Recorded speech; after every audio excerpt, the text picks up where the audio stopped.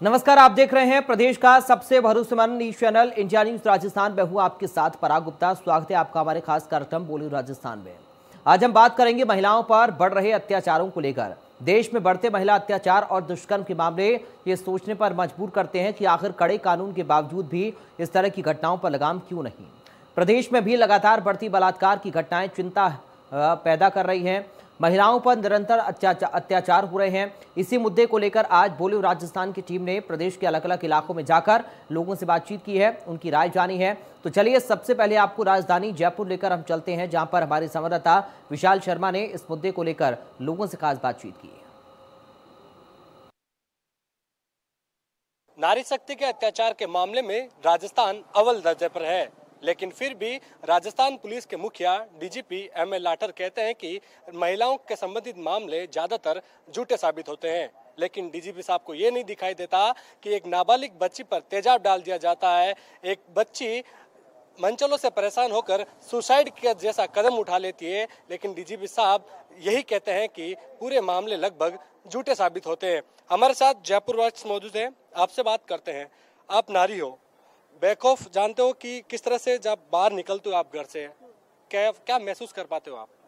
देखिए, ज़्यादातर अभी जैसे शहरों का मामला है तो शहरों में ज़्यादातर हम लोग सेफ फील करते हैं, लेकिन खबरें हम भी सुनते हैं कि परेशान हमारे मम्मी पापा भी रहते हैं कि जब घर से निकली है बच्ची तो सकुशल घर पे आएगी या जो भी हो। हमें हमेशा यही कहा जाता है कि भाई सतर्क रहो, लेकिन ज़रूरी नहीं है कि हर शहर में इस तरह का माहौल हो। जैसे अभी जयपुर शहर में है तो हम आते हैं, रोज़ आते हैं ऑफिसेज, तो इतना हमें नहीं रहता, लेकिन जब रात में हम आते हैं तो हमें डर रहता है। हम अपने साथ सुरक्षा की चीज़ें रखते हैं कि अगर कुछ हो तो हमारे पास कुछ रहे, इमरजेंसी कॉन्टैक्ट्स रखते हैं कि कहीं भी कुछ हो तो हमें रहे। तो एक डर रहता है कि अगर हम रात में ऑफिस से आ रहे हैं तो भी हमें डर रहता है। सुरक्षा सिर्फ इतनी है कि गर्ल्स अगर खुद का एटीट्यूड रखें, कि स्ट्रॉन्ग रखें एटीट्यूड गर्ल्स खुद का, तो शायद जो है उनके साथ छेड़छाड़ जैसी घटनाएं होती हैं या जो होती हैं वो कम हो सकती हैं। बाकी खौफ की अगर बात है तो रात के समय या शाम के समय अगर हम ऑफिस आते जाते हैं तो हमें डर रहता है थोड़ा। आप एक महिला हो, आपके भी घर में बेटी है। जब कुछ ऐसे मामले आते हैं कि आपकी बेटी या आपके कोई संबंधित है वो उन चीज़ों को छुपा लेते हैं, कोई मनचला छेड़छाड़ छुपा लेते हैं, उनको क्या कहोगे जो इन चीज़ों को छुपा लेते हैं, दबा लेते हैं, जबकि बैकऑफ होकर उनके खिलाफ आवाज़ उठानी चाहिए?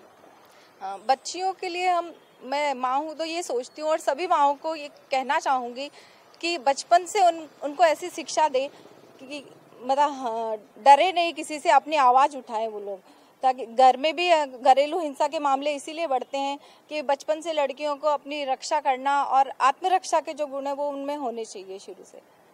आत्मरक्षा के गुणों से आप क्या मानते हैं कि जब आप बाहर निकलते हो तो कुछ सेफ्टी ऐसी चीज़ें रखो ताकि ऐसे जो मनचले छेड़छाड़ करते हैं उनको सबक सिखाया जा सके? राजधानी में ऐसे कई केसेस बढ़े हैं कि महिलाओं पर और युवतियों के साथ छेड़छाड़ की चीज़ें।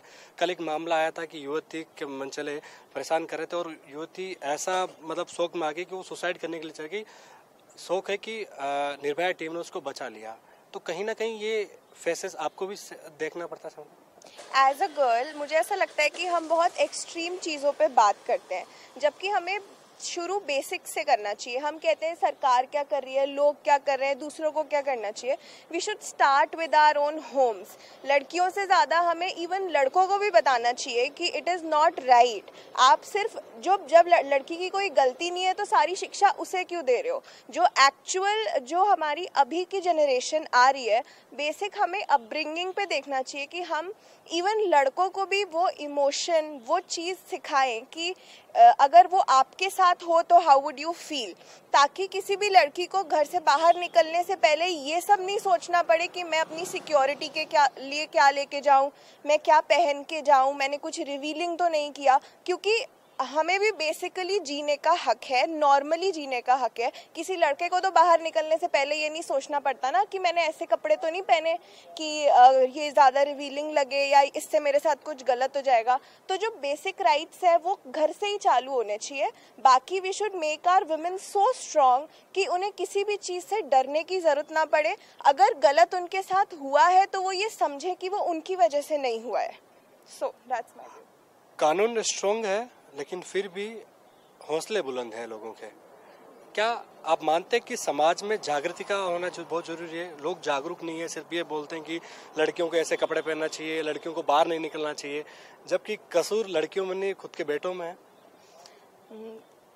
समाज में जागृति आई है काफी, महिलाएं भी अब लड़कों के मतलब साथ साथ चल रही हैं, लेकिन काफी मतलब जो गांव में ये चीज थोड़ा सा देखने को मिलेगी हमें, शहरों में इस तरह का माहौल नहीं है अभी। राजस्थान में ऐसे मामले बहुत बढ़ रहे हैं, लगातार बढ़ते जा रहे हैं, अव्वल दर्जे पर हैं। तो क्या है, आप मानते हैं कि इनको कैसे रोका जाए?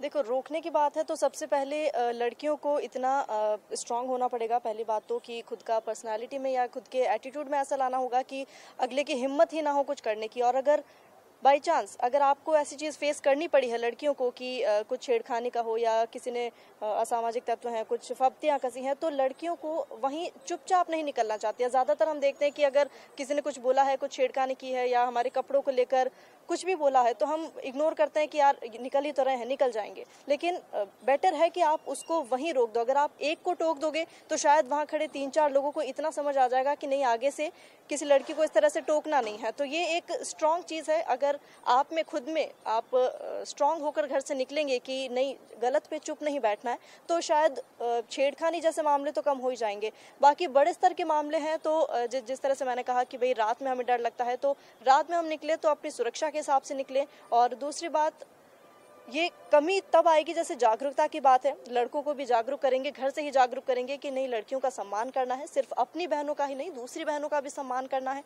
तो ये चीज़ें हैं जब घर से शुरू होती हैं, लड़कों को भी बताई जाए और लड़कियों को भी बताया जाए कि भाई गलत पर चुप नहीं बैठना। देखिए डीजी साहब, ये है इनकी पीड़ा। लेकिन जब आप कहते हो कि ज़्यादातर मामले झूठे होते हैं, जबकि ये आपके सामने तस्वीर साफ है कि किस तरह से जब बाहर निकलते हैं तो इनको मंचलों का सामना करना पड़ता है। ये अपनी आवाज़ मुखर कर रही है, जरूरी है इनको पुलिस सुरक्षा की। कैमरामैन गिरीश के साथ विशाल शर्मा, इंडिया न्यूज। वहीं बीकानेर से हमारे संवाददाता भवानी जोशी ने लोगों से बातचीत की है, उनकी राय जानी है, देखिए खास रिपोर्ट। प्रतिदिन घटना बढ़ती रहती है, दुष्कर्म की घटना हो चाहे महिला छेड़छाड़ की घटना हो, उसको रोकने किस तरह से प्रयास करने चाहिए? महिलाओं पर जो अत्याचार हो रहे हैं उसमें राजस्थान की सरकार क्वारंटीन है और सरकार ने मतलब गृह मंत्रालय ने कोई भी ऐसा सख्त कदम नहीं उठाया महिला अत्याचार के लिए, जो कोई ऐसा कानून बने जिससे राजस्थान की महिलाएं सेफ हों और वो अपनी ज़िंदगी आराम से जी सकें। आप किस तरह से मानते हैं जिसमें महिला अत्याचार को लेकर किस तरह से?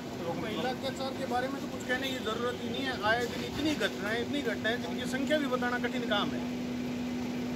बहुत सारी घटनाएं नित्य प्रति महिलाओं के साथ हो रही है। प्रशासन बिल्कुल नाकारा है, क्योंकि सरकार सो रही है। हमारे माननीय अशोक गहलोत जी प्रदेश के मुख्यमंत्री 16 महीने से खुद क्वारंटाइन है, तो देश आप समझ सकते हैं कि प्रदेश कैसे चल रहा होगा। महिला अत्याचारों को लेकर किस तरह से मानते हैं? विगत 2 सालों से जब से राजस्थान के अंदर कांग्रेस की सरकार आई है, तब से लेकर अब तक जिस प्रकार से राजस्थान के अंदर महिला अत्याचार और उत्पीड़न के मामले बढ़ रहे हैं, निश्चित तौर से ये बड़ा चिंतन का विषय है और सरकार को इस ओर ध्यान भी देना चाहिए। आज बच्चे सुरक्षित नहीं है। स्कूल जाने से पहले, कॉलेज जाने से पहले माँ बाप को हमेशा एक ही संदेह रहता है, जब तक बच्ची घर नहीं आती तब तक ऐसा लगता रहता है कि अभी तक आई कैसे नहीं, आई कैसे नहीं। मैं सरकार से भी आग्रह करूंगा कि राजस्थान के प्रत्येक थाने के अंदर स्पेशल महिला फोर्स की नियुक्ति की जाए और महिलाओं के लिए एक अलग से सेल बनाया जाए, ताकि किसी महिला को कहीं भी किसी प्रकार का उत्पीड़न हो रहा हो तो उसके लिए वो संबंधित अधिकारी से संपर्क कर सके। और अगर इस तरफ हमने ध्यान नहीं दिया तो आने वाले समय के अंदर इस स्थिति को संभालना बहुत ही मुश्किल हो जाएगा। मैं ओम राजपुरोहित, बीजेपी जिला प्रवक्ता, भाजपा। बीकानेर के लोगों को मानना है कि राजस्थान में महिला अत्याचारों की घटना बढ़ी है, उसको रोकने के लिए सरकार को कठोर कदम उठाने चाहिए ताकि महिला सुरक्षित हो। इंडिया न्यूज राजस्थान के लिए बीकानेर से भवानी जोशी।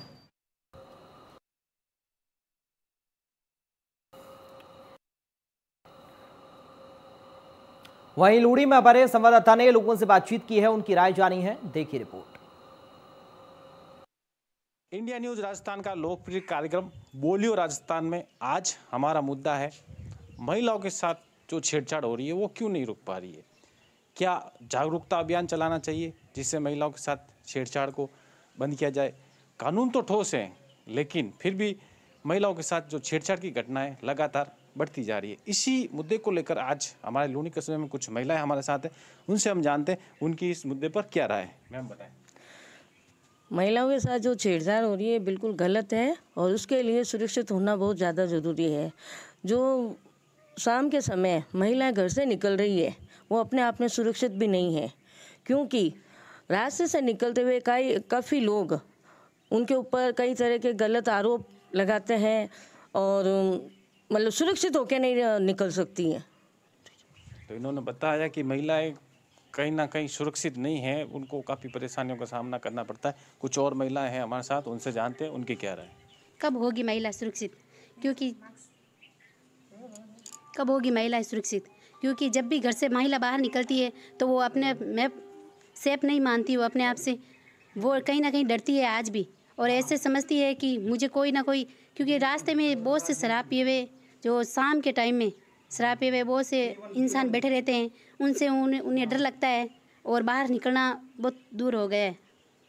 इनका कहना है कि जो शराबी लोग हैं वो बाहर बैठे रहते हैं, महिलाओं का घर से बाहर निकलना मुश्किल हो जाता है, उन पर सख्त कार्रवाई होनी चाहिए।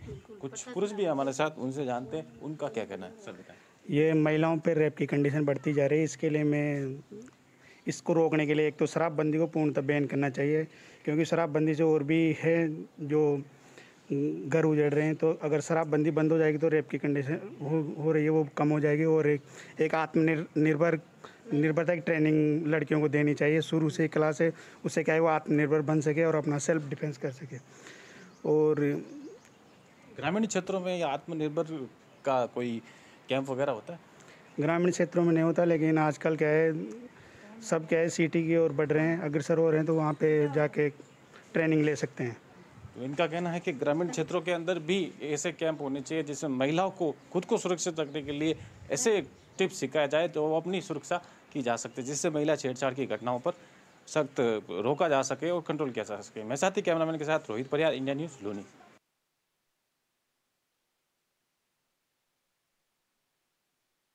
रहिए इंडिया न्यूज़।